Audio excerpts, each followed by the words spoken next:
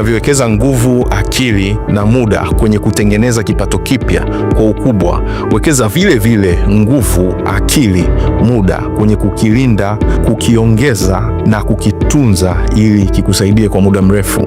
Zipo njia nyingi, nitakutajia 10, na ya kwanza ni kujua namna nzuri ya kuweka akiba. Unaweza ukaamua kwamba kwenye kila kipato unachoingiza, labda 20% au 30% nitaitunza kama akiba na sitaigusa. Na usisahau kwamba akiba sio uwekezaji. Akiba ni kwamba unaahirisha matumizi ya kiwango fulani cha hela ambacho umeshakiingiza kwa ajili ya mambo yatakayokuja baadaye. Inawezekana ikawa ni dharura, au inawezekana unatunza tu kwa kitu maalum ambacho umeamua kwamba kwenye siku zinazokuja ukinunue au ukifanyie kazi. Hii inatupeleka kwenye jambo la pili ambalo ni namna nzuri ya kuweka akiba. Jiwekee 1% kwenye kipato unachoingiza, ambayo kila mara unapoingiza utaitunza kama akiba. Kila mwezi ikiingia hela yoyote, kata kiwango fulani cha pesa kikae pembeni. Njia ya tatu ambayo inaweza ikakusaidia kutunza na kukikuza kipato chako ni kuongeza vyanzo vya kipato.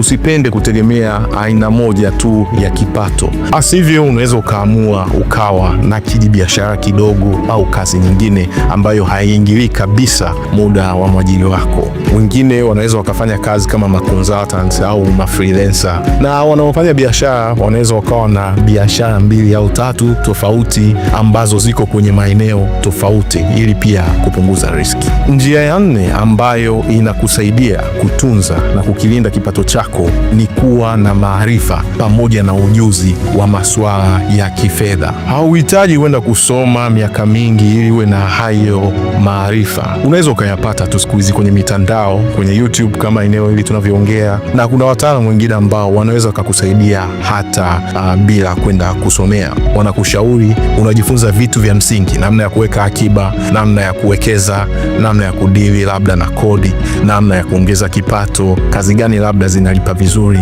Unaweza ukafahamu pia hata application ambazo zitakusaidia kutunza hela, kukuongoza ili uwe na tabia nzuri na mwenendo mzuri kwenye fedha yako. Njia ya 6, epuka madeni, hasa madeni ambayo ni kwa ajili ya matumizi ya kawaida. Epuka sana kuingia kwenye madeni ya vitu vya kawaida kama chakula na vingine ambavyo unavifanya kila siku kwenye maisha yako ya kawaida. Njia ya 7 ni kuijenga na kuikuza nidhamu yako ya pesa. Usipende kutumia zaidi ya unavyoingiza. Usipende kutumia sana kwenye vitu ambavyo sio vya msingi, sio vya lazima. Usipende kutumia kwa ajili ya kujionesha, kwa ajili ya kujidhihirisha kwa watu wengine kwamba uko juu, uko vizuri. Usipende utumie ili kuficha shida zako. Inabidi uwe na nidhamu kubwa kwenye pesa. Njia ya 8, pata elimu nzuri kuhusiana na masuala ya kodi. Ni vizuri sana kupata mtu akakushauri na akakuongoza na akakufundisha vitu vya msingi sana kwenye kodi. Unaweza ukajikuta umejiingiza kwenye biashara ambayo itakuingiza kwenye kodi kubwa kuliko bidhaa au huduma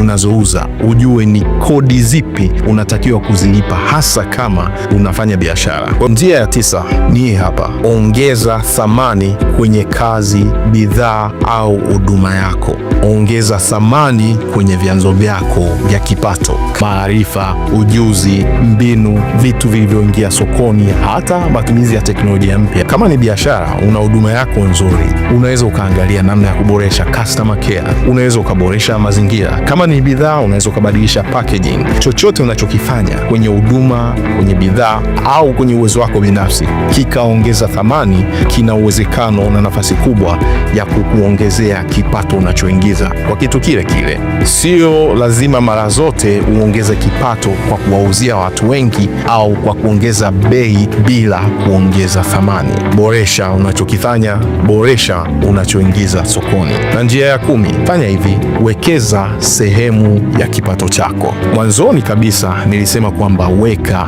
akiba, na nikasema akiba sio uwekezaji.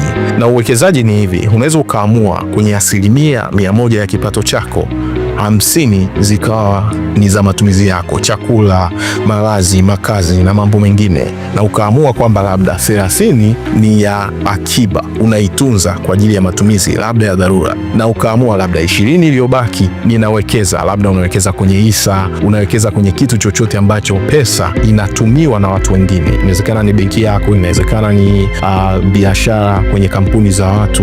Hela hiyo wanaitumia na inazalisha faida. Hiyo faida unapata gawio lako, unapata sehemu ya faida wanayotengeneza. Kwa hiyo wakati uko bize na biashara au wakati uko bize kwenye kazi ya mwajiri wako, pesa yako kiasi fulani kitakuwa kinafanya kazi kwa watu wengine, na ile faida mnagawana. Jaribu kuwekeza kwenye maeneo 2-3 tofauti ili upunguze riski ya kupoteza, hasa pale soko linapocheza. Asante sana.